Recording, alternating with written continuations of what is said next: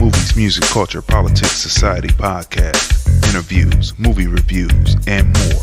Live Sundays at 5:30 p.m. on the Film Review Live channel. Subscribe. Hi, this is Bernadette Stannis, Thelma from Good Times, and you're watching the Film Review.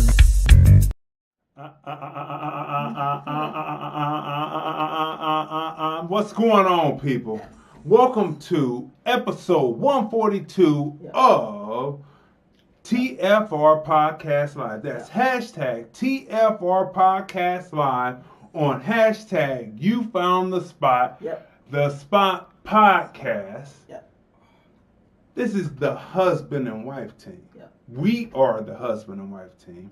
I'm Crazy D. Tracey. And we review movies, music, culture, politics, society on this podcast we call The Film Review. Hashtag TFR Podcast Live.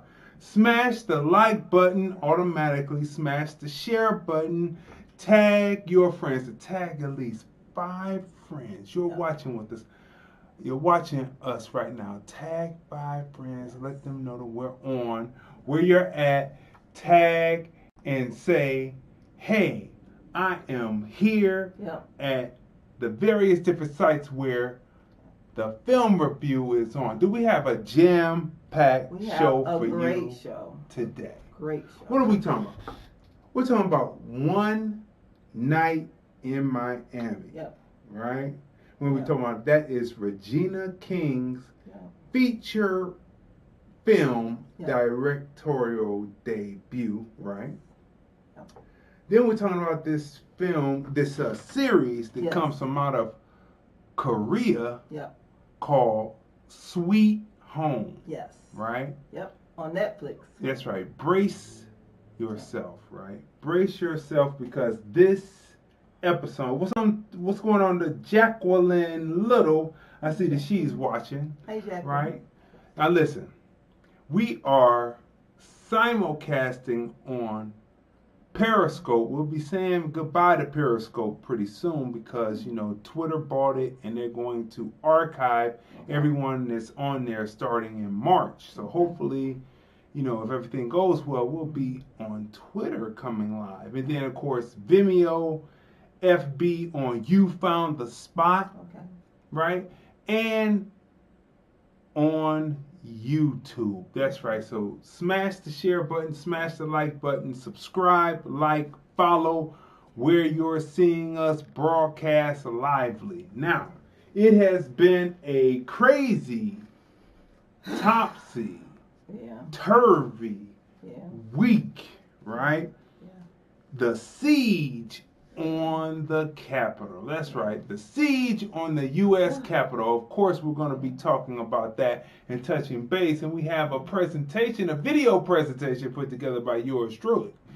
So you want to definitely stay tuned for that. So right now, let's start with some memes. Let's do what we do. Well, one of the things that we do best on the show is we talk about memes. Okay. So this is the first meme, right? I like this meme. It's nice, and it reminds me of a mural that is down in the basement of my parents' former home because both of them have passed over to the other side of heaven, right? And so I grabbed it because it's of a forest with a road cutting through 2 sides of the forest, and this one right here, the rain has fallen on the road, gives it a beautiful look. I mean, it's so, you know, just to start out, we start out with something on the humanistic side, right? We start on the humanistic side first, and we're going to keep it moving. Now, let's get started, you know. You know, the funniest thing happened to me today in the store. It was a humanistic thing. It was a funny. We went into the shop for groceries, right? And the grocery store was playing Marvin Gaye, "How Sweet It Is to Be Loved by You," right? And it was playing, and I remembered all the good times with my mother and father, how during the holiday season and then the get-togethers with the family, how that song would be playing. That was my mother's favorite song, and then I started to tear up, and I shedded some tears. Right? It's amazing, you know, that hadn't happened to me in a while because my mother passed in '07. So that was one of those things where I'm like, wow, you know, a song can catch you. They said it always would, but I was like, oh man, I'm past that at that point, at this point, because, you know, we've been through that already. Okay, so let's put the rubber to the road a little bit. Smash the share button, smash the like button, because we are taking you places as well as reviewing the films. But you know what? Losing a loved one is something that will forever, it will make you react like that because you love that person, right? Right. And then there'll always be a wonderful memory. So it doesn't matter what the length of time was that they passed away. Because you know, like I know, it was as if it was yesterday, right? Right. So, yeah. So let me move this over a little bit. Okay, people. At the siege on Washington, this is one of the people who committed the siege on Washington. If you notice, he has his Jesus sandals on. Now, you know, this was a meme that got a lot of laughs on the internet, but then I remembered that depending on what he believes in, if he believes that he's a gladiator, a Roman gladiator, then what type of shoe would the Roman gladiator be wearing but a pair of sandals? And he doesn't consider those Jesus sandals. He considers those sandals that, you know, represent what he's doing. What do you think about this? During winter, huh? During winter. During winter. Hey. What did they wear Rome in the winter as far as shoes was concerned? Huh? What do you think? I guess, you know, maybe those like little booty-like type leather shoes. Uh-oh, you done reduced it down to being booties. That's... Is that those little shoes, you know, that you put on the little kids, the little booties? Right, okay, now you done reduced it down to booties. I mean, like, wow, okay. I mean, like... No, but, I mean, what about the people that was scaling the wall? I'm like, did they think they were like Spider-Man? Did they think they were Spider-Man? Now that is the $1 million question. I would have to definitely ask that who myself. Comes up with that? I wouldn't have never thought about like. But they were trying to look like to me. They wall. were trying to avoid the authorities. I guess is that what they were trying to do? Were they trying to avoid the authorities and, you know, scale the wall, or were they just having tactical practice? Right. That's what we need to know, right? So, Jesus Center. So people found laughter in that, but depending on what he believes, if he believes he's a Nordic or he's a Viking, or if you saw the guy that was dressed up like a Viking, right? Yeah, we saw him. Right. Okay. So here's another meme that has been going across the internet. Of course, you've seen the speckles of black people that were intermixed in, right? Intermixed in, right? So this meme says, and in that moment, Winston realized, I'm going to be the only one going to jail tomorrow. And in that moment, Winston realized, I'm going to be the only one going to jail tomorrow. Now, my question is, you know, these were the first photos that came out because everybody wanted to show that there were black people there. I'm surprised that they're not getting arrested, or are they getting arrested and they're not showing it because it's a kind of more brutal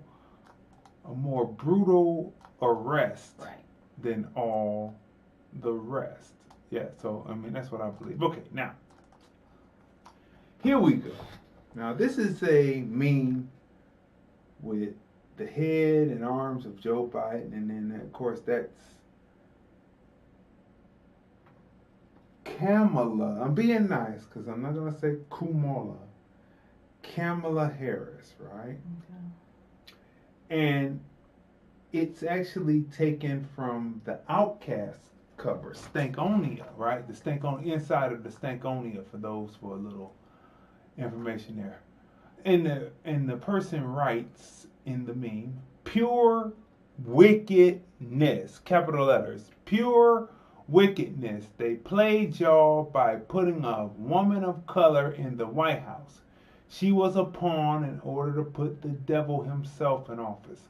Watch how y'all get effed over in 2021 to 2025. We got to go all the way to 2025. Wow, look at that. These two don't mean any good by you. These two don't mean any good by you. All right? Now, speaking of people, this is Generation X talking now. Oh yeah, the phone lines are open. 213-943-3358. 213-943-3358. Also, feel free to comment in both areas. We have the FB You Found the Spot open, and we also have the YouTube channel open. Feel free to comment, and we will read your responses over the air. Also, smash the like button, smash the share button, and tag people, tag at least 5 people, let people know that we are on. Now, this is not Shaquille O'Neal. I just want you to, I didn't want you to think that was Shaquille O'Neal. Okay. Right? That is not, I repeat, that is not Shaquille O'Neal. I just want you to know that just straight up off the rip, off the top. That's not Shaquille O'Neal. This is a photo of a Chinese businessman, which is actually the Chinese government. When you deal with the Chinese businessman, you're dealing with the Chinese government. And this is a picture of an African president or economic czar for whichever country they're in. And the caption below reads, China's friendship and economic partnership with Africa in 2021. China's friendship and economic partnership with Africa in 2021. China is spreading out. China is spreading out. And I often ask us who talk about we're going back home to Africa. I say, first of all, when are you leaving? Anytime that you want to let me know when you're leaving, 213-943-3358. I don't think I'm going to receive any phone calls on that because no one is leaving the United States to go over to Africa. So I just, I always ask, say, when are you leaving? Because I noticed that the Africans seem to gravitate towards whatever 54 countries they're in, they seem to gravitate towards people who got money. And if you ain't got no money to make their situation better, that brother, I mean, that's just empty rhetoric in their opinion. Would you agree with me on that?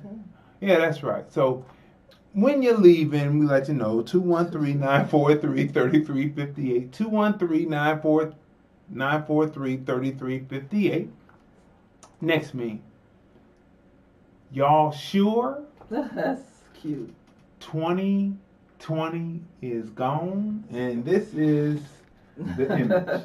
Now, that is a throwback. That is a throwback to a stymie or a buckwheat or a farina. Has a little rascal feel. Yeah, that's right. That is a throwback. So you can always find a throwback, and this is us.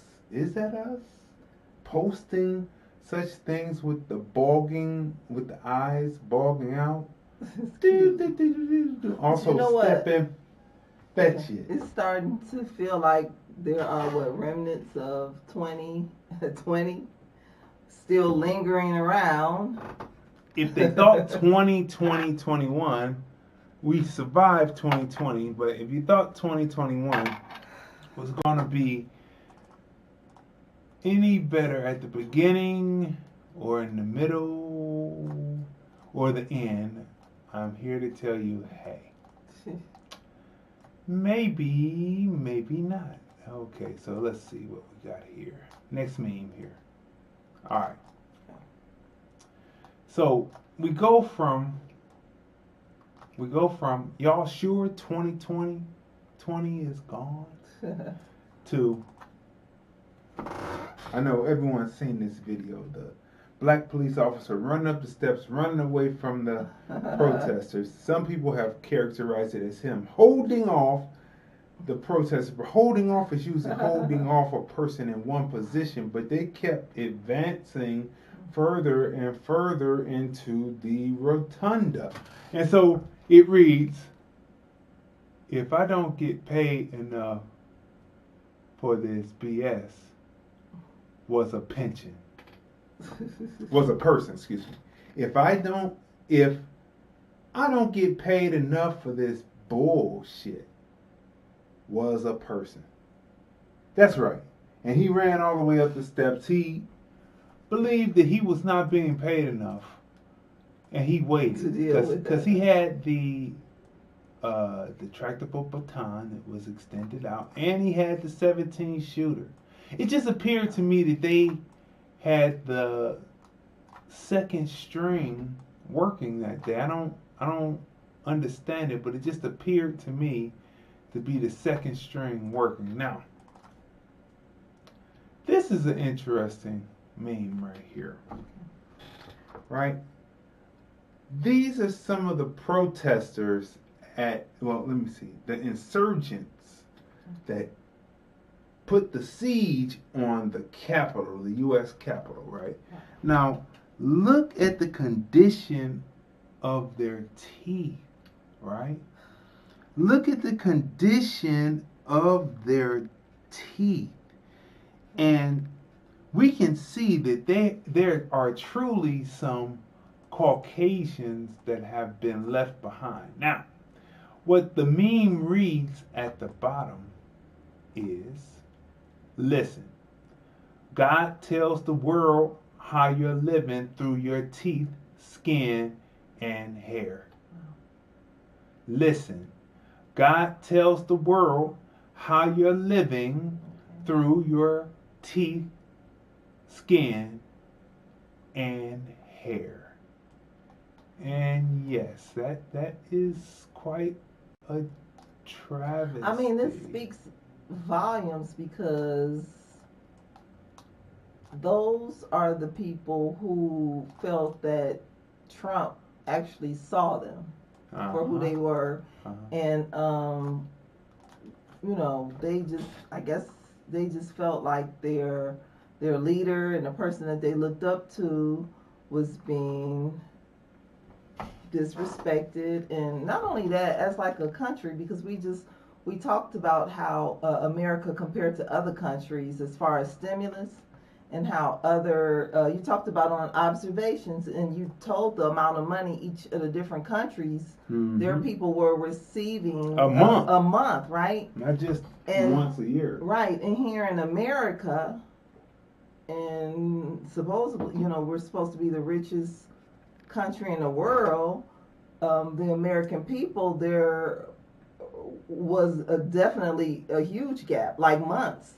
Like, I think the first stimulus check, did it go out like during the summer? During the summer, that's and right. then the second check came this winter, during the winter, right? So the people went, the whole fall, and most of the summer, the fall, the beginning of the winter, without any type of income if they couldn't work because of the pandemic, right? So a lot of those people are struggling, right?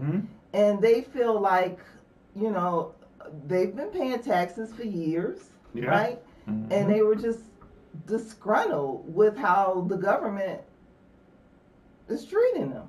So, I mean, like you said, look at the skin, look at the mouth, they couldn't go to the doctors. They couldn't. But you know, I see have things. no sorrow for them. What's up to Loria Knox? Hey, I lawyer. see that the person is watching, that she's watching. What's up to Tanya M. Congress? Hey, what's Hey, going Tanya. on? See that you're watching us. Yeah. Listen. No sorrow for them. I'm giving like an analysis of America. I know, but I'm saying, but right? I have no. Because you see what was the Black Lives Matter and all the other groups were protesting during the summer too, right? Because they were disgruntled. So you see how two different groups of people are all disgruntled with how they're being treated by the system. It's true, but I don't have any sympathy for them because they live under the thought of being white, right? And so that's partly the reason why they thought they could walk up into the Capitol, the U.S. Capitol, and they and do allowed what they did. them clearly, right? I mean, look how far they got. When we saw in the news, I can't think of the young lady, but the young woman who was shot years ago when President Obama was in office, and they said she had a mental disorder. Mm-hmm. So they stopped her on the street before she even got. They stopped her on the street before.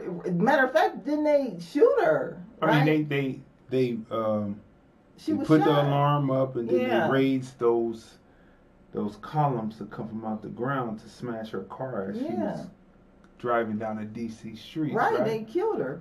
So I mean, but look at how far they were able to get in. Yeah, they were able to get in because they were and still are considered white. So no sympathy to them. Now, how black folks looked watching white folks act the fool on TV on Wednesday. Look at Bill. Look at Cleavon Little. Oh, wow. Blazing Saddles. If you've never seen Blazing Saddles, it's awesome, right? Yeah, it is. Look at Dionne Warwick's face. Dionne Warwick is like, and then look at the young Who is that? man right here. I don't know, just someone they picked. Oh, okay. Dionne Warwick over here in the far lower third of the Cosby's image, right? in the middle, right? Yeah, Bill Cosby's like, what? You know what I mean? So that is a funny meme. I can't believe they still have Bill Cosby. He's still in jail during this pandemic. He's in prison. I mean, in prison. Convicted. Yeah, he's still in prison, but they've released people in some institutions because of the virus, right? Right, and they got R. Kelly still in jail with no bail. You would think Bill Cosby at his age would be old enough to be under, house arrest. Hey, they think that blacks are superhuman, so he's gonna get out and get back to doing whatever they accused him and convicted him of doing. Okay. Dr. Boyce Watkins. Politics makes strange bedfellows. What does Dr. Boyce say in this meme? Let me bring it smaller so that you can see it, and then I'm going to make it larger so that I can read it. Black Trump supporters and black Biden supporters need to stop doing other people's slave work and start supporting their own dang community. Right. Let's read that again. Right. Black Trump supporters and black Biden supporters need to stop doing other people's slave work and start supporting their own dang communities. Look, we talked about this way back when we broke down anarchists and accelerationists, and then the representation of the state, which is the police force. Right. That's a triangle with black people, American blacks in the middle. Right. Which side does the American black take? The American black should do that old sage and wise advice and just stay out the way, because the anarchists, you didn't know it if you didn't study it, they're about the collapse of the state. Right. The anarchists are about the collapse of the state, but they're about the collapse of the state for two different reasons. Right. Then you have the representation of the state that is not necessarily too accommodating to us, American blacks. So best thing to do, which one would you join? You would just stay out the way. Right. And let them battle this out, and then afterwards you would negotiate with those who remained. We talked about that. People are late. We talked about this being a civil war way back in the summertime. We talked about maybe even before then. we talked about the anarchists and the accelerationists in the late summer and fall. And we definitely talked about it ad nauseum on hashtag TFR Podcast Live, right? With my sister Tanya M. Congress, we co-host that show. Matter of fact, smash the share button, smash the like button, tag at least 5 of your friends, let them know that we're on right now so they can come in and watch us, because we are dropping information as we usually do, along with reviews that will save your pocket revenue, right? All right. People want to take your spot until they realize what it takes to play your position. Yes. Is that not true? One of the truest statements ever written. Right. People want to take your spot until they realize what it takes to play your position, because when you make it look easy, there is nothing easy about production in any format. Right. Let me pause and show you the mug. Yep. That's right. Pause and show you the mug, right? There is nothing easy about production, producing anything. Music, film, a live situation like what we do now, streaming. And you see they're not clipping us like they usually try to clip us Monday through Friday, because we haven't put the pedal to the metal yet, right? So they're not automatically clipping us. But when we start on Monday morning through Friday morning with Martin Luther King telling an uncomfortable truth that was true then, true then, true now, and will be true in the future until we as Generation X stand up. Let's keep moving. All right. Smash the share button, smash the like button. Well, hello and what's going on? Shout out to all those that are coming in right now. Now, this is an interesting one, because did this woman die believing something?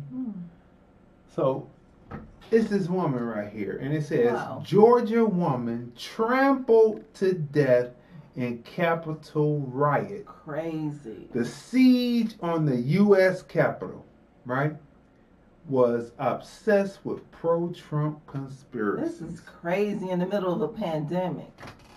She was trampled to death, and she died obsessed with pro-Trump Whatever happened to peaceful protesting? I mean, they made a statement alone just by all standing there and gathering, right? And they could have just had the different speakers speak and move on. Why did it have to be so chaotic? I think that crazy. I think that it's I think that there were some agent provocateurs in the audience, right? Right. Probably there were, of course, accelerationists. Okay, always. And there were anarchists. Right. Antifa was definitely there, right? I would say Antifa is the one that's used to being combative with the police. So I would say those whites, you got to be able to separate your whites. Remember, we talk about the different types of races, and then you have different types of whites. So you got to be able to separate and in a way segregate them apart, so you know what you're looking at. And the ones that are mostly combative with the police are usually anarchists, right? And then the accelerationists, but I think the ones that were sieging at the doors, because we have a video presentation and you have to be and stay tuned for that. Smash the like button, smash the share button. You're watching hashtag TFR Podcast Live on hashtag You Found the Spot Podcast. Also playing on Spotify and Google Podcasts on the replay. So look, this is kind of a logical response to what was happening. And this comes to us via Ice Cube. And it reads, showing up for work asking, what happened to the last security guard? Exactly. That's right. What happened to the last security guards, right? Showing up to the Capitol, right? So look, you have to have a little levity in this, right? Because they let the fucking Confederate flag fly on a monument and walk by the power of one segregationist Confederate through the halls of the U.S. Capitol. That is almost, that is a victory, right? For the Confederates, right? They're just trying to get their victories because they said that the South would rise again. Was that their first test to see how close they can get? And now they know how close that they can get because it was palpable. I mean, were they in a rotunda? That's right. They were in the rotunda. Shoot, they were in their offices. They were in. That's right. Taking House pictures, like in Nancy Pelosi's office. The guy was taking pictures. They were in the House and so the Senate. now, I mean, they see how easy it is. I mean, for them. They don't know the lawmakers, if you can call them that, don't know where this is coming from. All right. They're so scared that they are admitting and talking the usual talking points of American blacks about the plight of American blacks. That's how confused they are. But don't you be confused, because as soon as they can nip this in the bud, it's going to be back to benign neglect. Okay, here we go, people. FBI to investigate Capitol PD as part of an inside job. This is brought to you by Hollywood Unlocked, right? Our people over there, Hollywood Unlocked. I would agree. FBI to investigate Capitol PD as part of an inside job. I really do believe, because it looked like the C Squad. It's not even the B Squad. It seemed like the C Squad. The way they were just standing there, they weren't trying. Even when they pulled the first barricade, they just seemed like the B Squad. The Capitol Police, who had seniority, knew that their protest was happening, and they said, "I'm going to take the day off." Take the day off, right? Now, we're not asking you to shoot them. We're not asking you to shoot them like you shoot us. We're asking you to not shoot us like you don't shoot them. Exactly. And this is, that's funny that this meme came up, because we said the same exact thing on hashtag observations TFR. Let's switch the tables, Biden. It's not about, how black people are treated. Right. Just treat us like you treat the least of the whites. I mean, they don't have any teeth. They really don't have any power, except for when they congregate together and they go heave ho. We have footage that you probably did not see. Smash the share button, smash the like button, because it's gonna be hilarious. Tanya in Congress says, "Hush, hush on the last security guards." We're not asking you to shoot them like you shoot us. we're asking you to not shoot us like you don't shoot them. All right? Isn't that sad? Isn't that sad? All right? So as we got through all of the memes, let's get started with our first review, right? Okay.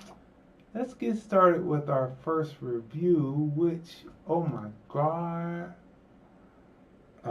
Let's go here. Let's bring this right here. Bring me right here. Go right here. Swing this. Our first review of the night is on Prime Video on Amazon come this January 15th. It's just a few days away, but it is such a great piece that we definitely have to review it, right? So our first review of the night is ready for tonight? I'm as ready as One Night Miami. in Miami. That's right. One Night in Miami. Don't be late. The Right? director, right, is Regina King. Screenplay, Kemp Powers. That's right. Kemp Powers. Now, Kemp Powers, this is based on a play that Kemp Powers created, right? And it is a stage play that he turned into a screenplay, and it is Regina King in her first feature film directorial debut, right? And it is about the night that Ali beat Sonny Liston and the after celebration that included Malcolm X, Jim Brown, Sam Cooke, and of course Muhammad. Then Ali. Yeah. Then it was Cassius Clay. Right. They call me Cassius, right? Cassius Clay, right? So what's very interesting about this film is it is one man's depiction, Mr. Kemp's depiction on what the behind the scenes conversations were like. This is what I noticed about American blacks and blacks in general, from the diaspora that I have communicated with or just listened to conversations. They seem to take what they see in film literally, right? And it is not something literal if it is not something that was corroborated, meaning that people say, oh yeah, we actually did talk about this, that this is what Malcolm actually said, this is what Sam Cooke actually said, Jim Brown, what Cassius Clay actually said, right? So the movie is one man's idea, one scriptwriter's idea of what that could have been like, what they were discussing, what they were building, because after that meeting, it seems like the move within each individual that survived past Malcolm X's assassination was that of the advancement of American blacks, right? So this is what this is about. It is beautifully shot. Let's go through the cast real quick. Kingsley Ben-Adir played Malcolm X. Leslie Odom Jr. played Sam Cooke. Eli Gorey played Cassius Clay. Aldous Hodge, Jim Brown. Jeremy Pope played Jackie Wilson. That's right. And then, of course, they have secondary... Yeah, like Betty Shabazz, right? Right. Was played by Joaquina Kukango.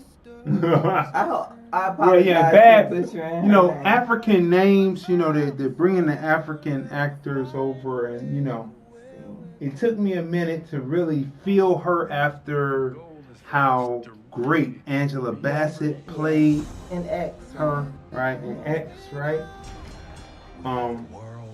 What? Aaron Alexander played Sonny Liston. Right, Derek Roberts was Jeremy X. right. And then, of course, Oh, Yeah, Bo yeah. Bridges, right? yeah, Bo Bridges. Now, Without having to answer the how this is opened, I don't know if this was a rearrangement of the script or if this is how the stage plays began. Because, you know, in stage plays, they have stages that can spin around. And it can have a four-corner backdrop on a wheel. And maybe this is how it happened and how they did it. But in the movie, it begins with each of the protagonists in the film. all coming back here for the champs victory. They're protagonists and antagonists at the same time. It's very interesting. But the protagonists each having a moment that's not too great for them, right? Leading into that ultimate one night in Miami where they have had ultimate triumphs, right? Leading into this meeting in the hotel room, right? The meeting in the hotel room is very,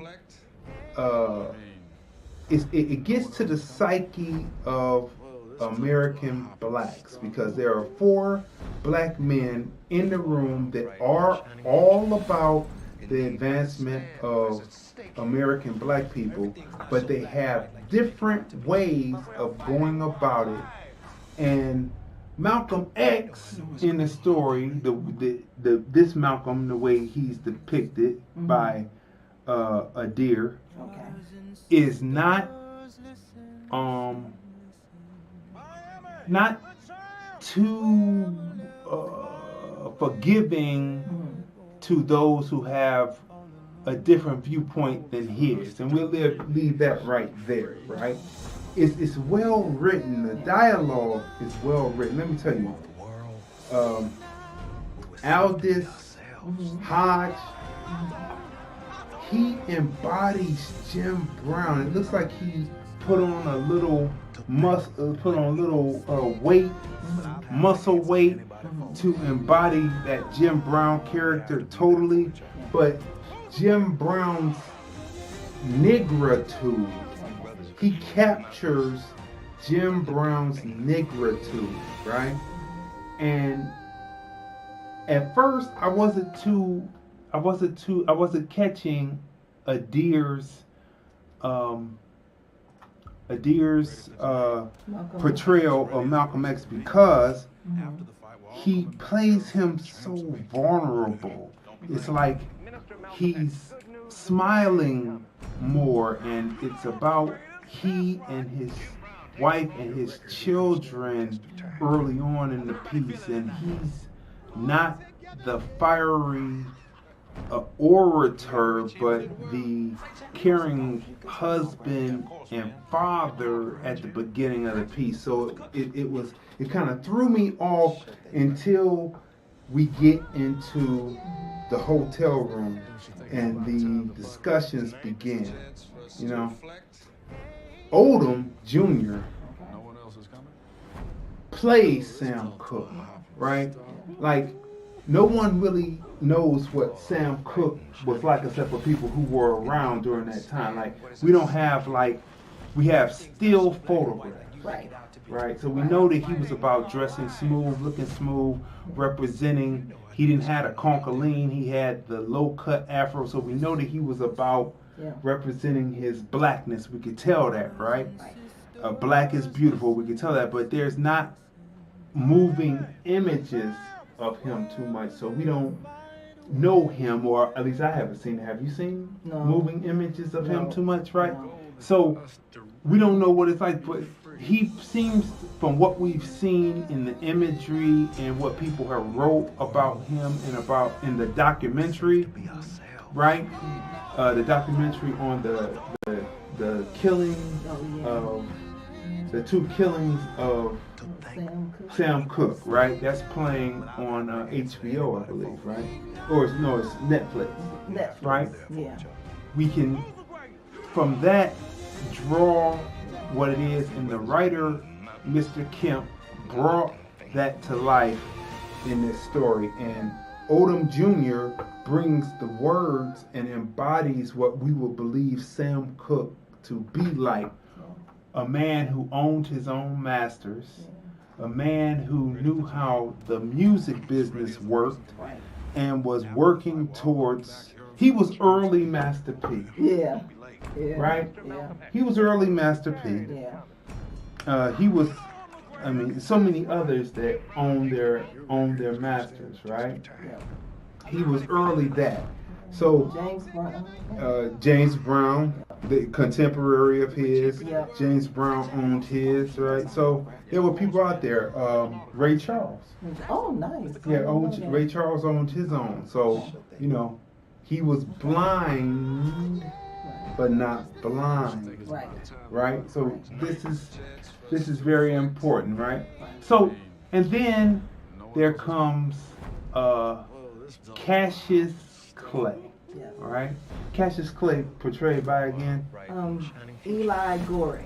Eli Gorey, actually brings Cassius to life. Right, he doesn't try to do a caricature of Cassius Clay then, or a caricature of Ali. Right, he does a representation of Ali's spirit, which brings these four in this room, right? In the subsequent scenes, prior and post to being in the room, are just bring this story to life. Like I said, I didn't think the Malcolm X choice was as great until they got into the room, but then I saw where they were coming from, casting the deer guy, right? Yeah. What's his last name again? It was a two-part. Kingsley Ben Adir. Ben Adir, that's right. This is a film worth watching, worth seeing. It shows you four men that have four different prescriptions on how to get it. And out of the four, one is speaking on how to connect all four. And even though the minds are different, you can still achieve the goal, which is American Black upliftment, right? And then what we're seeing today with the siege on the U.S. Capitol, and the way that the people were treated afterwards, that lets you know that everything else that had been done up to this point, the people splitting off and saying, oh, well, let's just be good this or good that, and let's not rock the boat, that has not worked, right? The people going into the suites, the civil rights leaders going to the suites, leaving Generation X in the streets. They're starting to clip now, leaving Generation X in the streets. They didn't do the right thing. So now it's up to Generation X, that was the embodiment of what this movie represents. There's also a scene of treachery in the movie that Malcolm sees from from one of his bodyguards. And you will see that in the film. I'm not going to give that away. Right. Right? So, well put together. Regina King, you see her influence on this, because she purposefully wanted Malcolm to be vulnerable in this film, because he was making a life-changing decision, and it appeared that he believed that he needed some backing, some people to have his back to stand alongside him while he made this life-changing decision, right?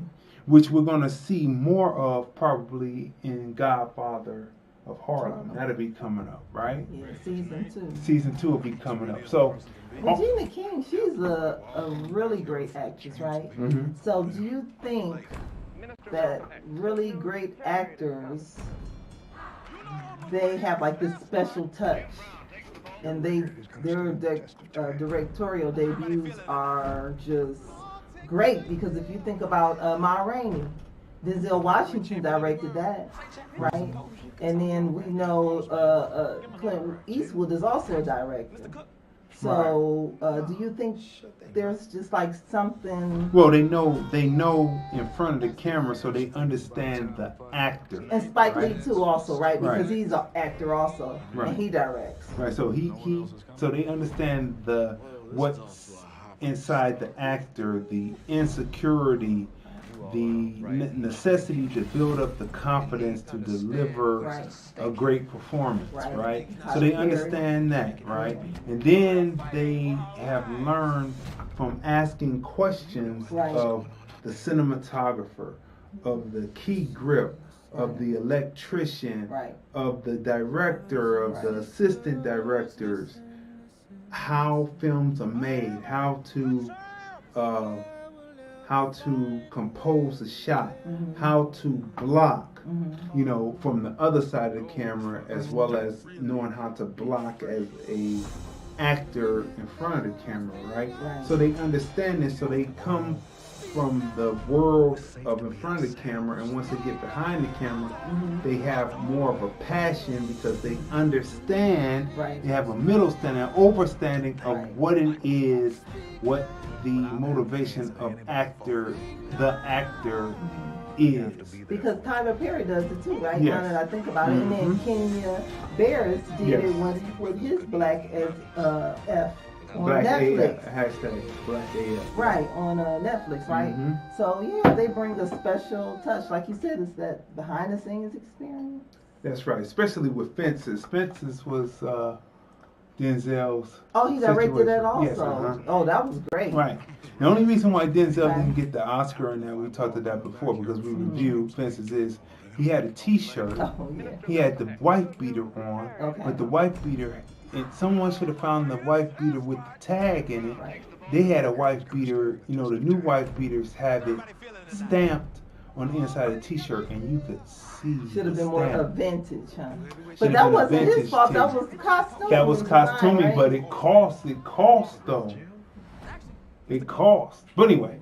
Well, he has plenty of Oscars, right? Yeah, he has plenty of Oscars, but that would have been. And more to come. That's Yes, right, more to come. So look, let's rate this boy now. Okay, cinematography is a 10. Yes. Story through line Right. is a 10. Beautifully executed. Beautifully. I'm gonna add in another category: blocking and actor's choice together. Blocking and the actor's choice through the direction of Regina King. That is a 10 because there was a certain amount of vulnerability that was shown not only in the Malcolm X character but every single character, right? Then the acting prowess and the arc of the character by the actor, that's a 10, right? The set location and the locations where they shot, the wardrobing and the vintage cars of that time period, that's a 10, right? Lighting, Right. yeah, I mean you can see the lighting. It is a low key shot. Like to shoot outside, it takes a lot to get a shot because you're dealing with 500 watt lights to bring about. It's bright, but in the end you get that shot as if it's night. It takes a lot to pull that off, and Regina King She did it. she did it, right? She did her thing with dealing with the electricians, because the director has a lot that he has to deal with. He has to deal with the cinematographer, who is then dealing with the electrician, right? And they have to work together to make sure that the image is right, so that what you catch in the camera, you don't have to do too much post manipulation. That's what makes great filmmaking, when you can catch the color and the image without needing to do post work, right? That's what makes great filmmaking, right? Let's see. The director, I have to throw the director in there, Regina King. I have to give her a 10 for this, right? The actors as an ensemble, that's a 10, right? So what would you rate One Night in Miami? You know, definitely a 10. And you know how I love films like this, right? Ensemble cast. And a 10 for everything you said. And just to think, like, I used to watch 227, right? So I see Regina King as a child star, right?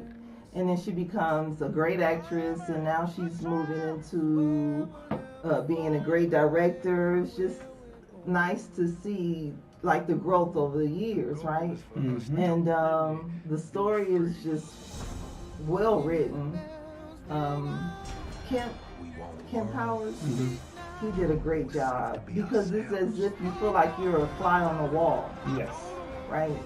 And it was just a great film. And who knew, well, we're going to let you discover that for yourself, but who knew that this was actually, that certain people were in the room when Ali won the fight? Because they don't tell you those things, because the historians, the Caucasian historians, separate people apart. So who would have known? Go ahead. No, I mean, just bravo. I mean, because you know a film is a great film when you want more. Like, you want a part 2. You know, can this be a miniseries, you know?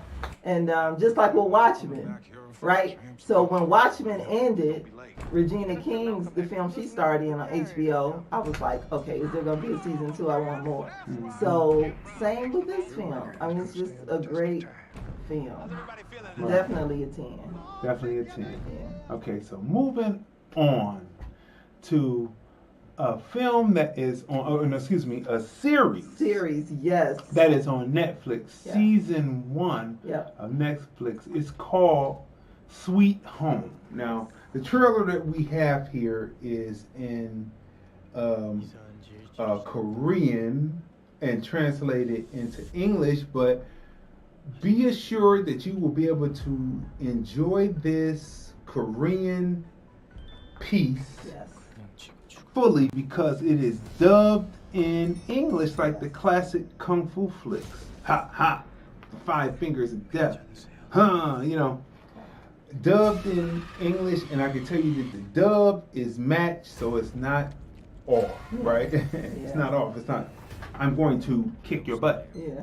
And then I'm going to see what happens next. So we are already programmed as American blacks to watch Asian film. So this Korean film, this Korean series about man-eating zombies is, I'm just going to tell you off the rip, straight up off the rip, it's a masterpiece. A masterpiece. This film is great. I mean, I'm calling it a film. It's a series, but it's so good. It's so good. I feel like you're watching a film. I mean, can you really call them? See, we're calling them zombies because this is a hybrid. No, yeah. I mean, so can you really call? You have to watch it and figure out what you want to call these creatures. Not exactly. They're zombies, though. I mean, but like you said, hybrid. They're hybrid, so you can't really They're call them. They're functioning as zombies. You know, so you have to watch it, right? But it is a tour de force. It is a masterpiece. It will have you on the edge of your seat. It doesn't take long for it to start because they introduce you. They open up and they introduce you to the main characters because it's an ensemble piece. So they introduce you to the main characters. Which are you gonna risk Yes, trying to? yes. Okay. Okay. Wait a minute. Before, let me finish up with the opening synopsis here. So they introduce you to the main characters, and they show you how they're connected to this living dwelling, which is, it appears to be a hotel Right. that once had better days, Right. that has shopping facilities on the lower floor. Right. So everything is pretty much available. There's a store, there's a daycare center, they care for the children, and people who have babies, etc., etc. And it seems to go up 18 stories, it appears. You know what it right? reminds me of? Back in Cleveland, downtown Reserve Square, because you know they have those condos, the apartments at the Yes. top, and then they Uh-huh. have a supermarket, Right, and they have right. different businesses with it. Yeah. Right. So yeah, so it reminds you of that. It moves from the very beginning, and there's, well, we're not going to tell you that. You have to see You have to it see for it. It's a yourself. great film because it's like you have some zombies, you have monsters, I mean, you have some gangsterism. You have some of everything. you And have it's a drama also, right? Right. You have the play of how people with different Yeah. thought processes, how they will come together. Will they stick, or will they bump heads? Right. Will they survive by sticking together, or will they bump heads and Yeah. be gradually wiped out? Right. So let's try to go through the main Okay. cast. So again, like earlier, I hope to not butcher anyone's name, but so Song Kang, Lee Do-han, Park Ji-young, Go Min-sai, Lee Sai-young, Lee Jung-wook, Gu Young-jang, Kim Nam-hee, Park Ah-in, Kim Song-ho was one of the favorites. Yeah, he's one of the Yeah. favorites. His character is a character favorite Yes. in the program. Yes. Thing. Yes.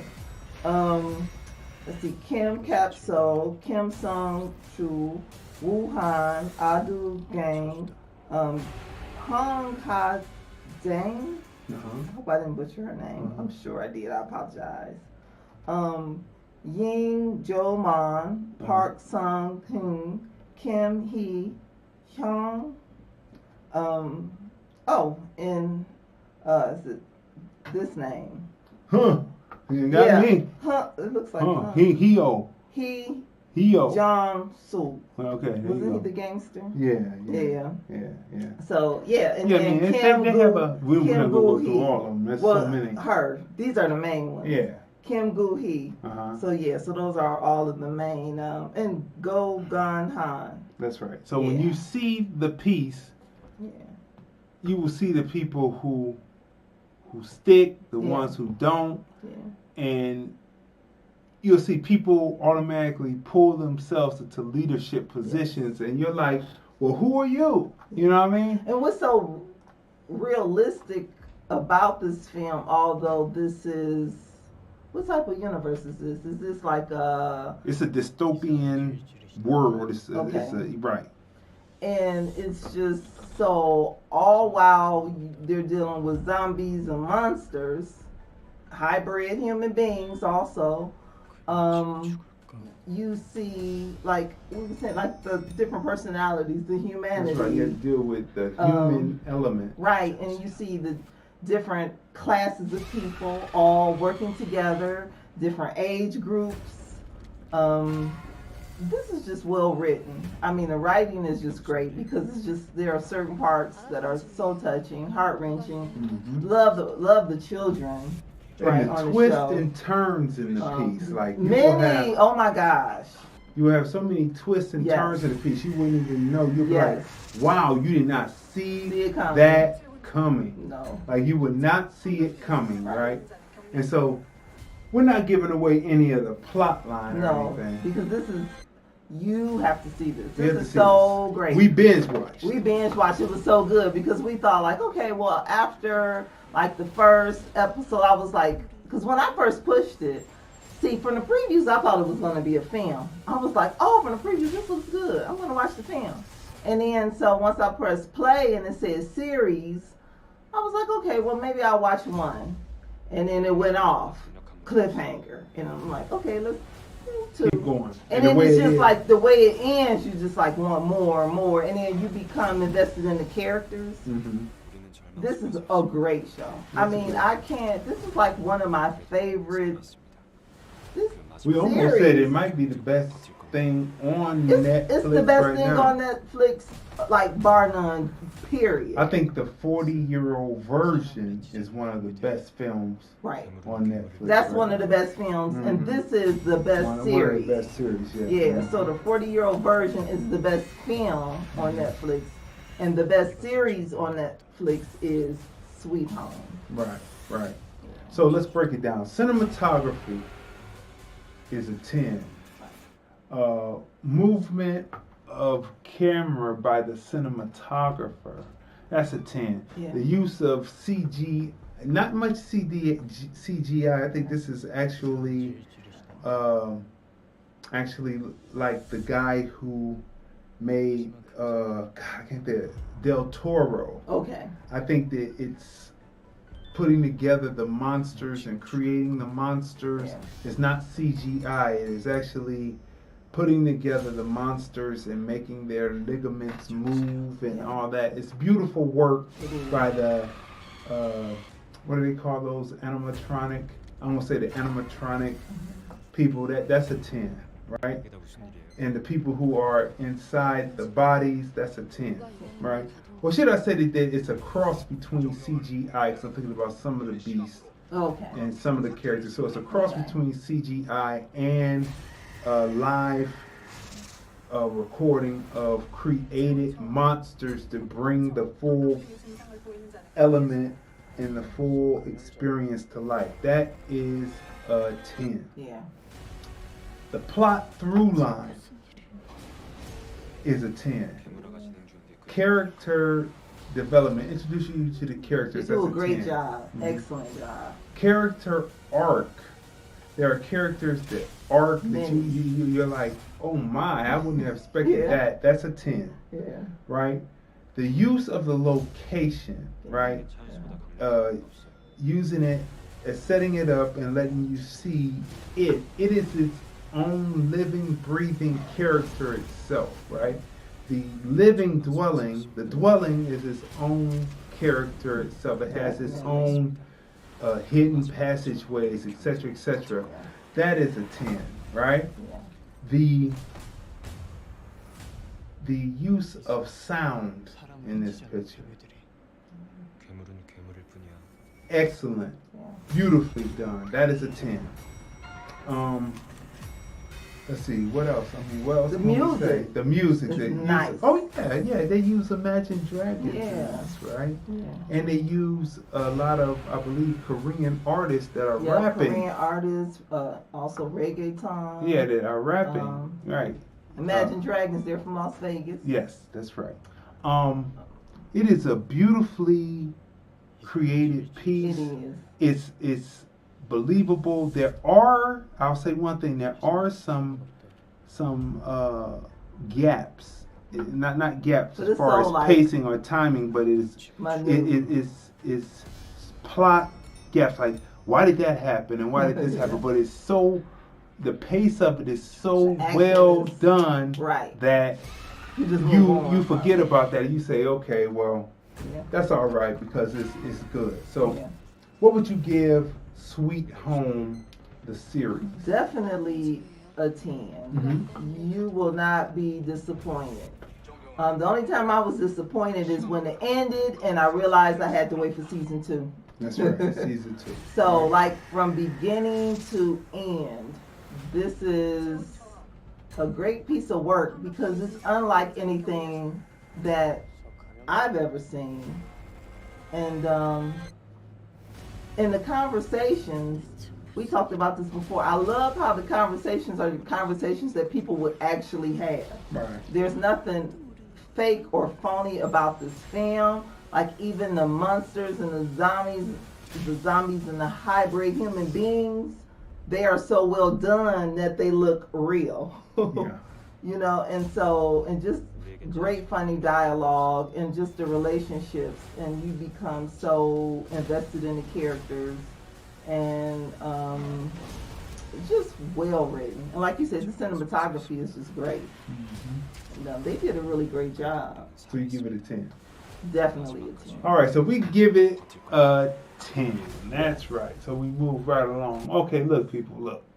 You know, there was a siege. Smash the share button, smash the like button.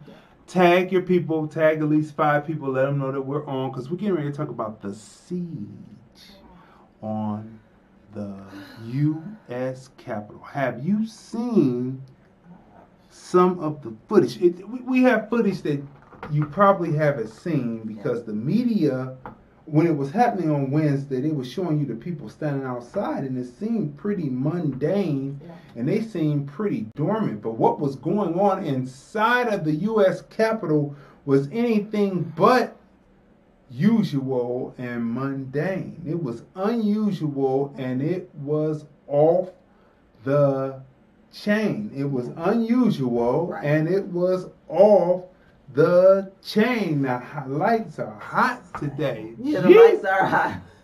So look, we're going to get started. We're going to show you the phone lines are open. 213-943-3358. What are your thoughts on the siege on the U.S. Capitol? What is your thoughts on the siege on the U.S. Capitol? Listen. In American Black politics, we discuss the siege on the U.S. Capitol, what it means, and with the Confederate flag on the grounds and in the Capitol, does that represent the first strike to the state where the South rises again? Does that represent the first strike to the state where the South will rise again? See, people are trying to blame this on Trump. Now, if you like Trump or not, we're not talking about that. We're going beyond that. I've noticed that certain black people who never had their mind on this, believe that racism began when Donald Trump came down the escalator on June 25th. It's unbelievable. It's unbelievable to me how many people were living in a bubble. A bubble. Because I'm like, yo, you didn't see none of this stuff happening prior to Donald Trump. Like, you didn't take any interest in politics, like, before Donald Trump. Like, you didn't see the countless American black men and boys, and American black women and girls being victimized by the police. How did you not see this? That was under Obama. Well, you didn't see it, right? I want to say we didn't see it. The group within us, American blacks, we didn't see this. We didn't see it. We didn't see in the 2000s under George W. Bush, how he flew over New Orleans, while people perished, while they were calling them refugees instead of calling the American blacks in New Orleans, instead of calling them evacuees, they were calling them refugees as if they were not in their country.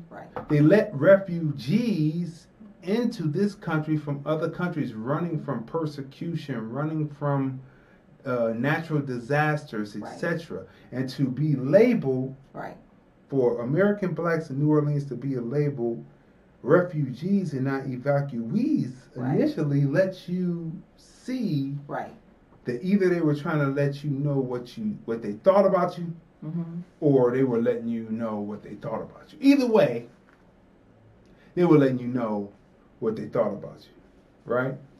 And to know that he was flying over, he never landed. He landed after the evacuees were shipped off to other places. Then he landed. But before that, he didn't. And the French had their ships off out there in the ocean and offered to take the evacuees on Yes. to have them on ships to Right. have warm meals. And the United States government Right. said, no, these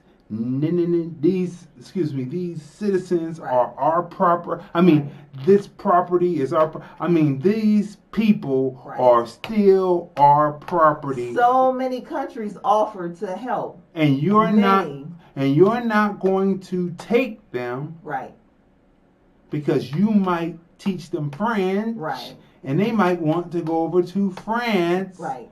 because And not racism come looks back. different Right. over there initially. Until You would get rather there. these people suffer and die, in which many did. Because we are still 3/5 in the Constitution, so which makes you still property of the property, right? Let's go back further. Did we see in the 90s with Bill Clinton with the 100,000 police? Did we see with Biden's 3 strikes that Bill Clinton signed? Or did we see in the 80s with 100 to 1, 100 count to 1 count? Right. For people who were dealing crack, it was 100 Right. to 1 count. For white boys that dealt in cocaine, they get a slap on the wrist because they're just deviant. I mean, Right. just defiant. And those who were dealing in crack are deviants, and thus should be put away. Did we see the experiment that was put on us to fund a war for a little slither of land in between Mexico and South America? Did we see that? Did we forget about that? I mean, do we have to even go for? Do I have to go back to water hoses? Do I have to go back to Jim Crow? Do I have to go back to lynching? Racism did not start with. You just have to have levity, Right. you know, because we didn't see this. Like those of us in Generation X, Gen X speaking now, us who cut our teeth on pro-blackness, Right. we were all over this, Right. seeing this. You know, those of us who cut our teeth on that. So us as a whole did Right. not see this. Right. Did we forget what people had said before? Right. So coming back from Right. that and going back in reverse in time and coming back up to 2021 and the siege on the U.S. Capitol, right? Right.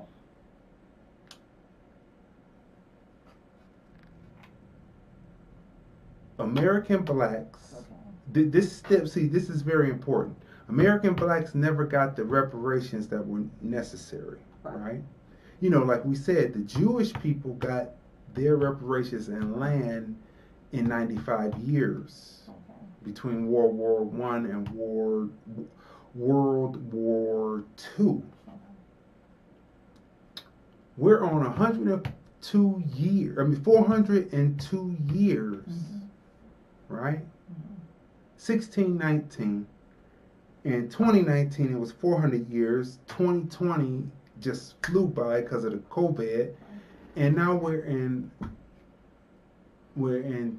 2021, which is now 402 years later, and we dare have people still talking about. Some of us still talking about we don't need reparations because we didn't read the history on the Jewish people. Right? And so we obviously didn't watch some of us didn't watch Eyes on the Prize. You know, to tell the truth, just researching, it was only a core 10 that were active in the civil rights movement. Right. You say, no, D, we see multiple people, Right. you know, being represented on Eyes on the Prize, other documentaries about Right. that, people marching. And many people did not agree with Dr. King. Martin Luther King Jr. because they thought that he was a troublemaker. That's right. And they thought that let's not rock the boat, and Right. we had been negotiating by being good Negroes, and this passive aggressiveness will get us nothing but in bad trouble. Right? So look. Right. I feel like I saw that today, though. I mean, I saw it in 2020. Mm-hmm. I saw it how some black people in the community, how they treated people like Ice Cube and other black people, right? Who whose mind state was, look, let's get together, and well, it was together. He had everything written out. This is the platform. This is what we need for our group. Everything was detailed, right? He sat down with economic advisors. I mean, there was a think tank, right? This is what we need to give to, at the time, presidential elect Biden. Mm-hmm. So, you know, and crickets. And crickets. They did the thing that Kennedy would have done if he hadn't got his cat pill. He would have said, let's move this to civil rights. If you vote for me, we might be able to get it done in my second term. Right. But he got his cat peeled, and Johnson felt some kind of way about it. We don't know why he ever did it, because he was also a bigot. You could hear him say, what are we doing about that nigger king? But anyway, though. I mean, I just thought that was interesting, the way people, the same people who screamed and yelled at Martin Luther King and called him basically a sellout, mm-hmm. right? And was against him. Fast forward today, everybody supposedly loved him, but it was the same mind state. And fast forwarded today, different group of people, you know, and I'm talking about the black people who were against Ice Cube, who, like King, only had the best interest for his people. Right. So I just found that interesting. So here we are. So we look at this. So we didn't get the reparations that were necessary. Right. And the South was giving back what was Reconstruction. See, you have to know this history. Right. They were giving back what was taken from them that was supposed to be handed over to the people that they enslaved. Right. Right? Backdoor deals were done, scotch was poured, cigars were smoked, and the deal was made, and thus and so forth. This is where we are now. We come forward, and the same people who were let back into the United States government, the same succession states that were let back into the government, are headed by, for just recently, Mitch McConnell, who is basically my opinion, Confederate segregationist lord of Kentucky. Kentucky was like the spearhead, him being the leader of the Senate, right? Being the dominant party, with the lesser party being the Democrats until just recently. Okay. America has been flirting with this faction of people, right? And what do I mean by that? America set up a system where if you were white, you are right, right? Right. If you're white, you are right, right? Right. If you're black, get back. If you're brown, you can hang around. And we see this, those sayings that came from the Generation X speaking now, Gen X speaking now, those terms that came forward, they still stand true today. And if you don't know that, you weren't cutting your teeth on it. We don't know what you were cutting your teeth on, but you were cutting your teeth. We know what some of us were cutting our teeth on was the delusion of inclusion. That's right. The delusion. Not the illusion of inclusion, but the delusion of inclusion. Smash the share button, smash the like button, because we got this video presentation that we're going to break down. Okay, look. Let me finish. Okay, go ahead. So, you got this. We were not given the reparations because people, to be made whole, Okay. people have to be given something. The Japanese were given something. The Native Americans were given something. Alaska. The Alaskans was given something. The Eskimos were given something. The Chinese were given something. Even the people who lost the battles against the United States, the French, the English, they were given some kind of concession, and thus is so. That's what they did to the concession states, bringing them back in. But if they gave them concessions, they couldn't give American blacks concessions. People who they enslaved. So now you're here looking at this insurgence, this surge on the U.S. Capitol, and these are the people they have been flirting with. The Nixon's Southern strategy, later used by Ronald Reagan, right? All of the Republicans, because the Dixiecrats passed the bill, the Republicans helped Johnson pass the bill through with some Dixiecrats' help, but most of the Dixiecrats switched over to the Republican Party and said that the South would never be taken again by Democrats. Now we see that. Now we see that Georgia was taken. We have to put it all together. Georgia was taken now through the help of the Abrams woman, right?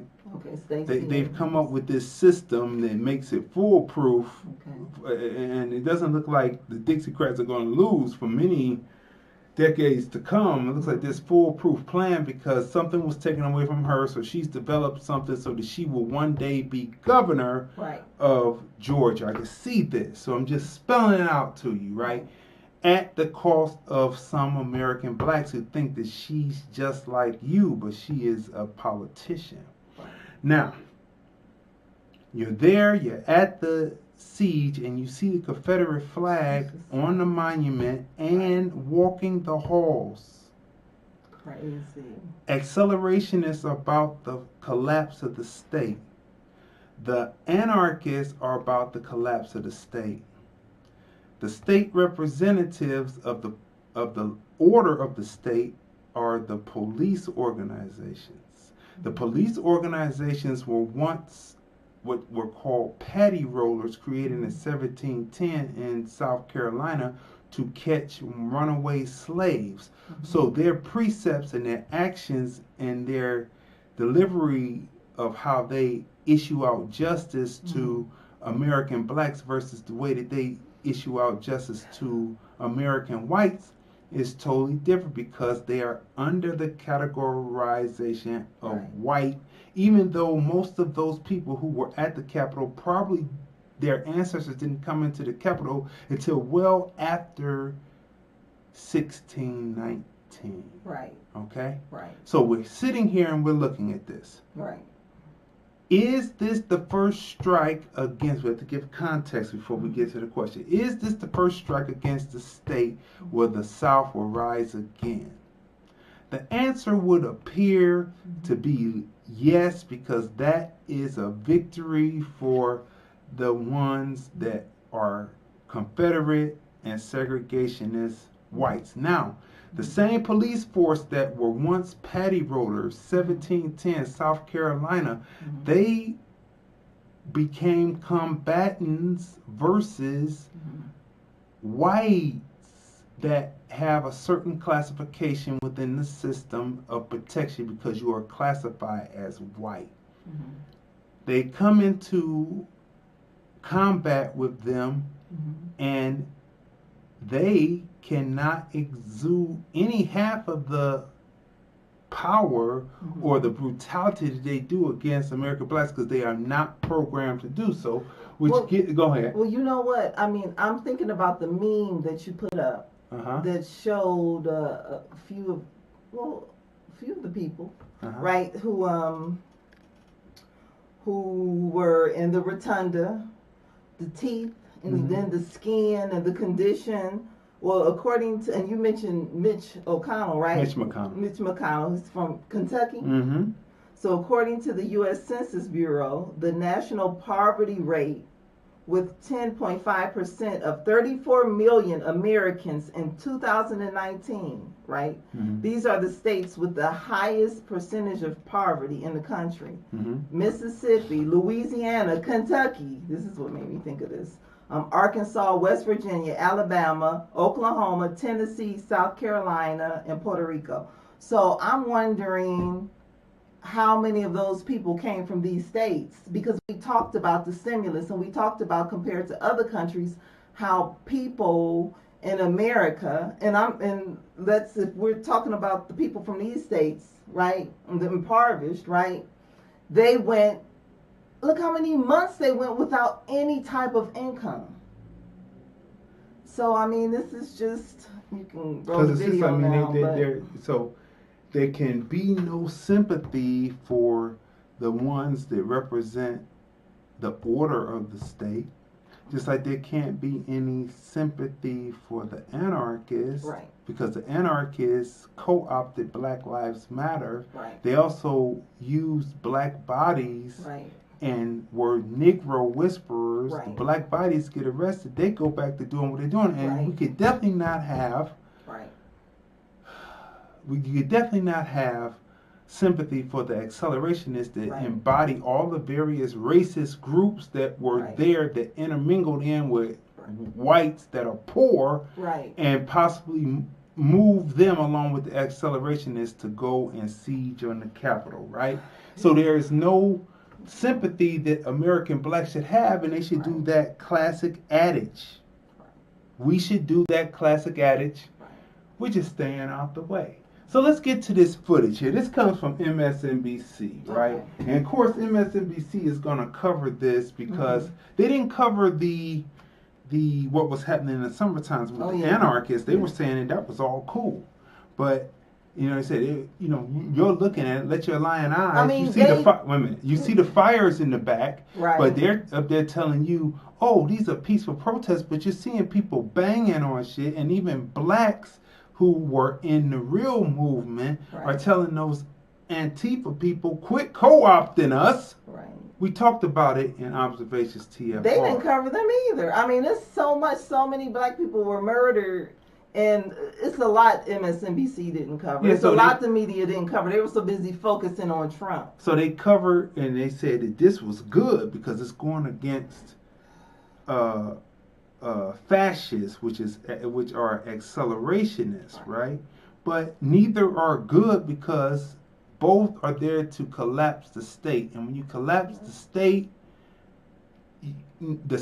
is what has the laws to protect American blacks. As flawed as those laws are, they protect American blacks. So here's Chris Hayes, right? Let's take a listen and look at some of the footage, and we will pause to give context. Here we go.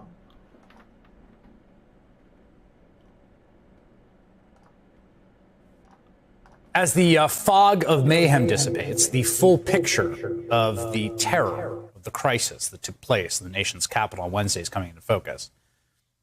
First of all, we should say this. There is a death toll which now stands at 5. And we should note that is one greater than the number of Americans who died in the attack on the U.S. government buildings in Benghazi over 8 years ago. The last time an American government building was overrun by a rampaging and violent mob. And that led to more than 2 years of investigations, dozens of congressional hearings.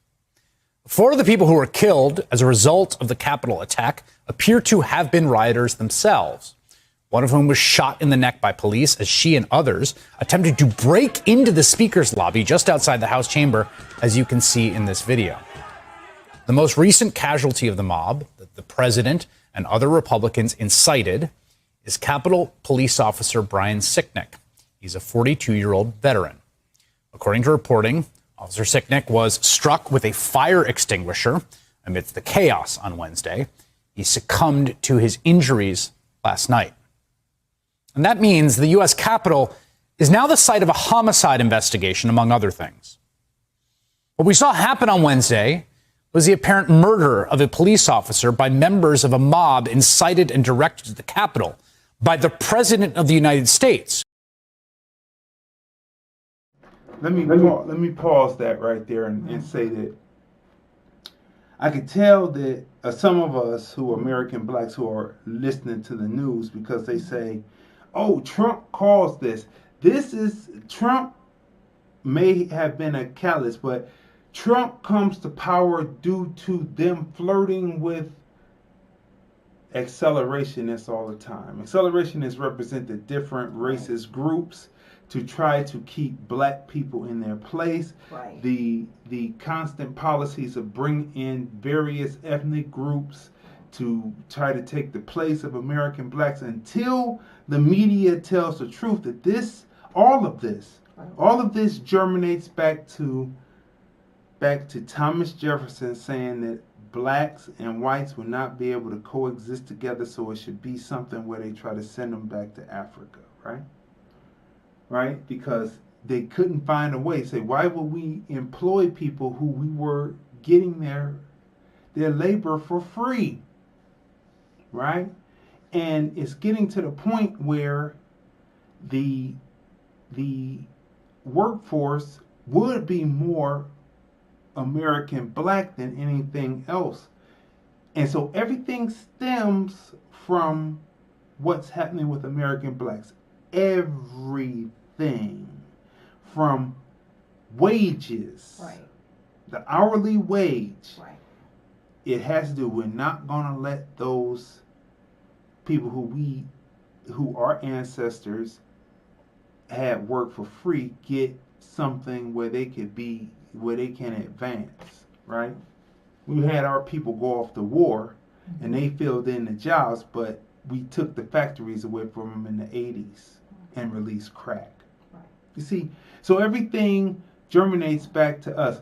Them flirting with them, but not giving them what they need to sustain, because if they gave them what they needed to sustain in the States, then that meant that they would have to give American citizens, that would be American black people, the same thing. So everything germinates from that. So until they admit the truth that it has to do with the systemic, the natural racism that is built into America due to what they wrote in the Constitution with 3/5 of a human being, and what Thomas Jefferson said when he was trying to deal with the race problem. Right. All right? So let's continue on. So this is what it is. So there's no sympathy for any of it. And any of us who feel sympathetic, we are going down the wrong road.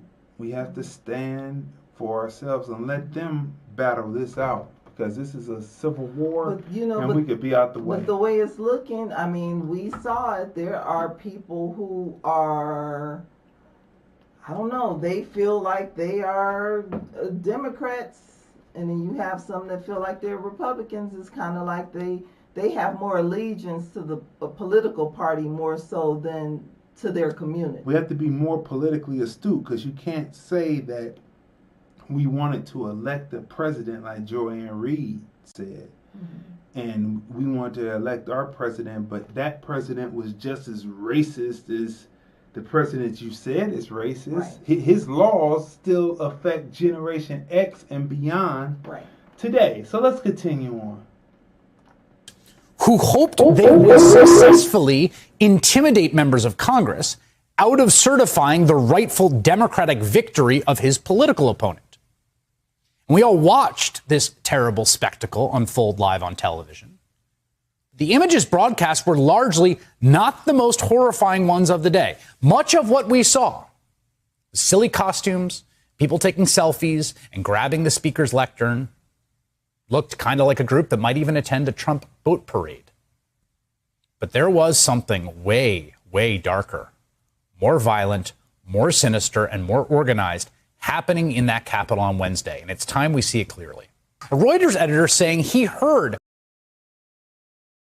Whenever you hear a person use the word darker, Yeah, when he said that. that is racist. Okay? You can say pale underbelly. Say pale underbelly because that's what this is.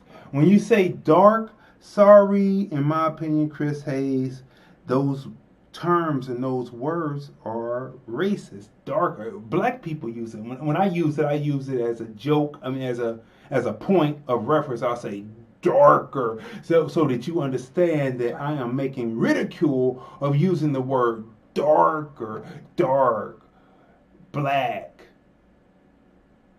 are supposed to be negative when it's actually a pale underbelly. Let's continue on. I mean, we just have to say these things, give context. At least 3 different rioters at the Capitol say they hope to find Vice President Mike Pence and execute him by hanging him from a Capitol Hill tree as a traitor. Indeed, one of the insurrectionists erected a gallows with a noose right outside the Capitol. This is a video of a crowd chanting, "Hang Mike Pence," while Pence, the vice president, was in the Capitol, had to be taken to a secure location because he had failed to do the thing that Donald Trump told that crowd of people, that mob, that Mike Pence had to do or face consequences.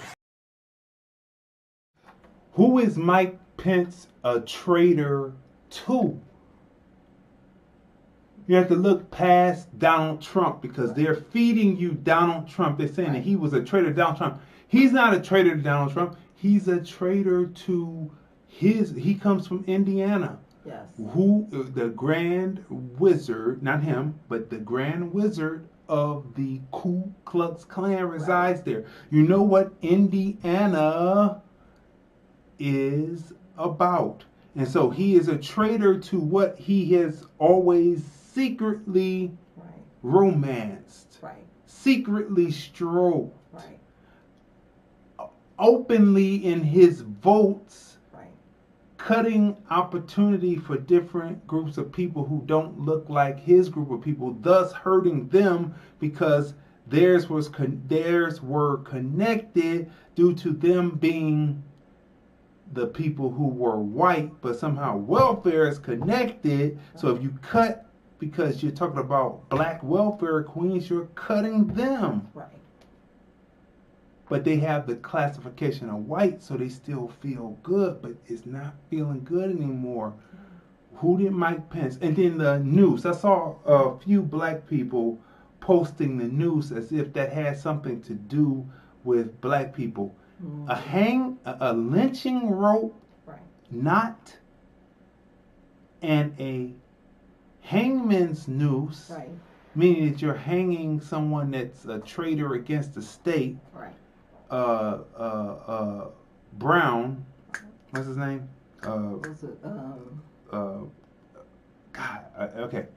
Brown, who created the first insurgent against the United States to end slavery, right? The good Yardbird. We just covered that. Right. And I can't think of his first name. But anyway, Reverend Brown, I'll just say that. That is a hangman's noose, right? That's something that has to do with the state. A lynch knot looks like a regular knot, and they just yank until the person and hang until the person is dead. Lynch until the person is dead. Let's continue on. Or face their wrath. Here's some more footage. This is of an AP photographer being attacked as he covered the riots. He gets shoved around the crowd as it descends on him. Eventually, he's pulled to safety by a cooler-headed Trump supporter. Luckily, or Lord knows what would have happened to that man. We're also hearing firsthand accounts of the terror from other members of the press. Erin Schaff, staff photographer of the New York Times, writes that she was in the Capitol Rotunda when suddenly 2 or 3 men in black surrounded me and demanded to know who I work for. Grabbing my press pass, they saw that my ID said the New York Times and became really angry. They threw me to the floor trying to take my cameras. I started screaming for help as loudly as I could. No one came. People just watched. At this point, I thought I could be killed, and no one would stop them. They ripped one of my cameras away from me, broke a lens on the other, and ran away. And then there are the deeply unsettling images of this guy in the Senate chamber, dressed in full tactical gear, carrying plastic zip ties. As Dan Coys writes for Slate, those are actually flex cuffs, the plastic double restraints often used by police in mass arrest situations. They went into the Capitol, as Congress was counting electoral votes, equipped to take hostages, to physically seize officials, and presumably to take lives. It is entirely possible that there were people in that crowd looking to apprehend and possibly harm and possibly murder the leaders of the political class that the president and people like Mo Brooks, and even to a certain extent Ted Cruz and Josh Hawley, have told them have betrayed them. And if you don't believe me, listen to them in their own words. I have to warn you, this video, which was licensed from a self-described civil rights activist, is disturbing. We want you to go home. I'm recording, and there's so many people. It's just, they're going to push their way up here. Bro, I see people out there get hurt. I don't want to see you get hurt. We will make a path dead ass. Like, we don't want. That's what I'm saying. We'll make a path, bro. Please, just let us make a path. Just let us make a path. When the whole country hates you. I want you to go home. Go. Let's go. John Brown, that's what Tanya Conger said too. Thanks to both of you. Thank you. Look, they negotiated with the police that was standing in front of the door, and then the dude said, "Hey man, let's go, man. Let's go, buddy." Yeah, and then they just walked away and they left them. We're just gonna let us make a path. There's so many people we've seen outside that were hurt. Right. You just want to go home, don't you? You just want to go home, don't you? And then I'm assuming those guys are fired. I mean, I don't know. They have to see the footage first. You know, they could be giving them commendations. But they moved away from the door. That's what I'm saying. It had to be the B or C team that they had. So let's continue, right? So there's no need for that. Now, if they were black, then possibly I'd be doing that. But anyway, possibly I'd be able to go and beat them up and shoot them. But, you know, here we go. Get this shit!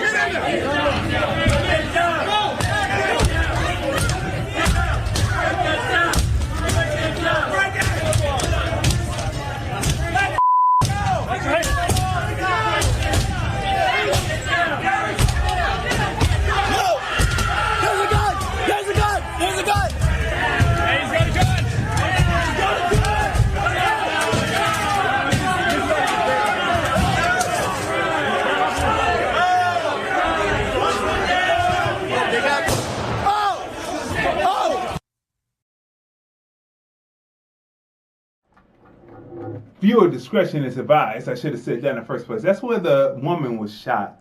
Now, you know, point blank range, 9mm, maybe a 40, 45. You know she was dead, right? They were trying to get into the jail. What else did they? What other recourse did the Capitol Police in the uniform? In the suits, have, but to protect the members, right? They're breaking in. This is not what you saw. This was allowed, though. For years, politicians have allowed this. They have. So now it's like chickens coming home to roost. That's now, right. We were talking about Malcolm X earlier, but this is the truth. This was allowed all these years. They have allowed American blacks to be abused. Right.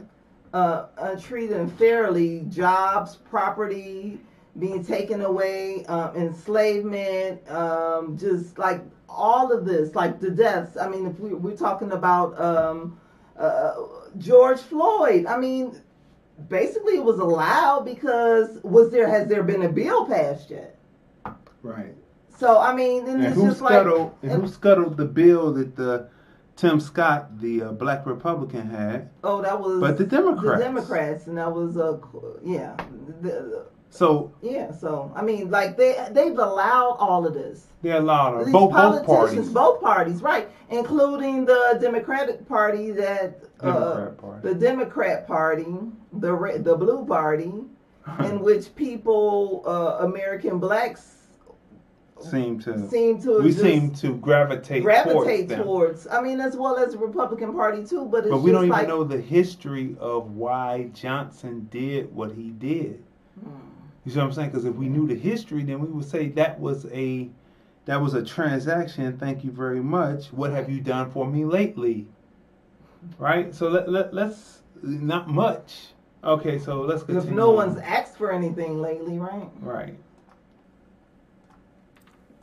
Another extremely disturbing video shows a crowd of Trump supporters trying to force their way in as officers, including one who is in serious distress, try to hold their ground.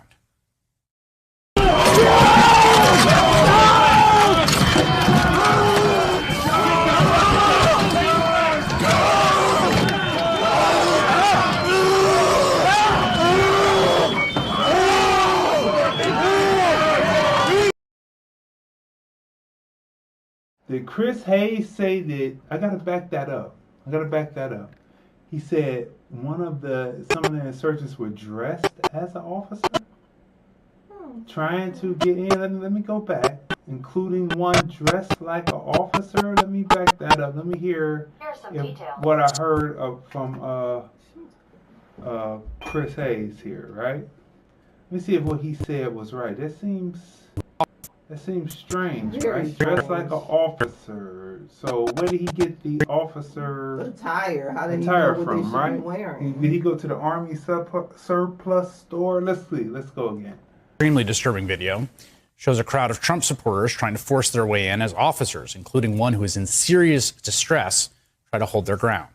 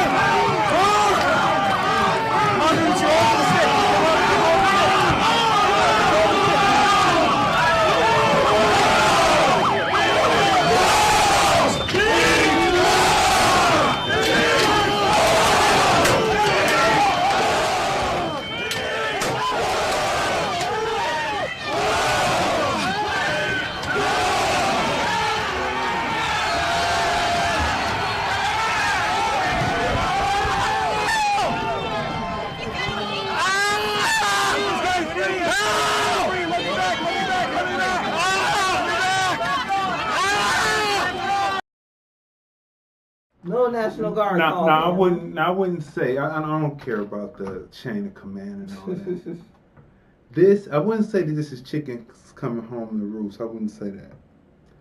I would say that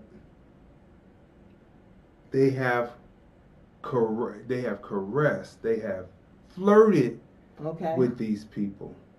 That same police officer would probably be one that would beat heads of American blacks because they are programmed and they are programmed and instructed to do so, not explicitly, but within the training of what a suspect looks like.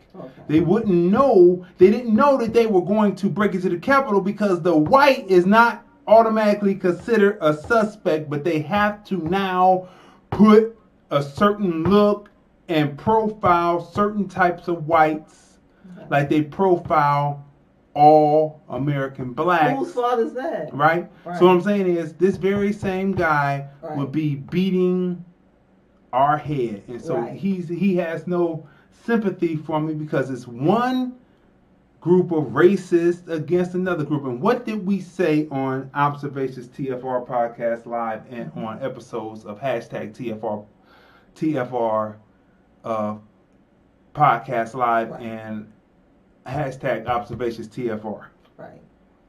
We have constantly shown examples to us, to everyone in the black diaspora, examples of how there are different types of racists And they are in competition with each other, just like you watch the LA Lakers and Golden State. Okay.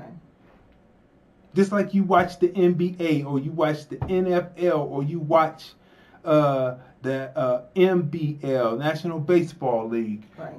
They are in competition with each other and they want to outdo each other in what they are doing. And so him being crushed, he didn't even see them as a threat initially because they don't profile racists, don't profile other whites. Now, I'm not saying that he's racist on his own, but his programming, His guard was down. his organized, the way that they say what a suspect is from the creation of the patty roller, 1710. Okay? So, I mean, we need to be clear. So there's no sympathy on this because they have flirted with this. Big time. And it's not just Donald Trump. Donald Trump comes into office because they flirted with this. Right. They flirted with these Caucasians that are racist. They have flirted, always have. Obama had his beer summit. Always have flirted with it instead of nipping it in the bud. Right. And they still are talking that it's Trump. But this is going beyond Donald Trump. Donald Trump is just the spearhead at this moment because he brought to light their disgruntledness, but there will be more. And them tasting blood at the Capitol, there will be more. And getting away with it. And getting away with it and being walked down, holding hands, kumbaya, taking selfies. Let's go. The death toll from Wednesday's rampage stands at 5. Police officer was killed. There's now an active homicide investigation into who murdered him, who the accomplices might be in that murder. The scale of evil that might have been done, the scale of death and destruction that might have been visited is almost impossible to comprehend. What would have happened if they had gotten to Nancy Pelosi or Chuck Schumer or Mike Pence, do you think? A mob that went on to the Capitol and searched for Mike Pence, saying they wanted to hang him. Well, at the same time that Donald Trump tweeted that Pence didn't have the courage to do what should have been done, they were roaming through that Capitol. Republican Senator Ben Sasser of Nebraska reported that Trump was delighted by the chaos as it unfolded at the Capitol. And the Washington Post reports the Pentagon stood in the way of the National Guard being sent in to help. The president incited and facilitated a violent assault on Congress that resulted in 5 deaths, including the death of a Capitol Hill police officer. He must face legal consequences for those actions. Even though very few people were arrested on that day, we do know that some of the marauders and insurrectionists are now being apprehended by law enforcement, like this gentleman who put his feet up at a desk in Nancy Pelosi's office, and this West Virginia elected Republican delegate who live streamed on Facebook as he joined the mob storming through the Capitol. He was not the only professional Republican politician who was there. Here's former Pennsylvania congressional candidate Rick Saccone, who you may remember as the guy who lost a special election in 2018 in a district Trump won by 20 points. So enough of that. So when does MSNBC go on trial?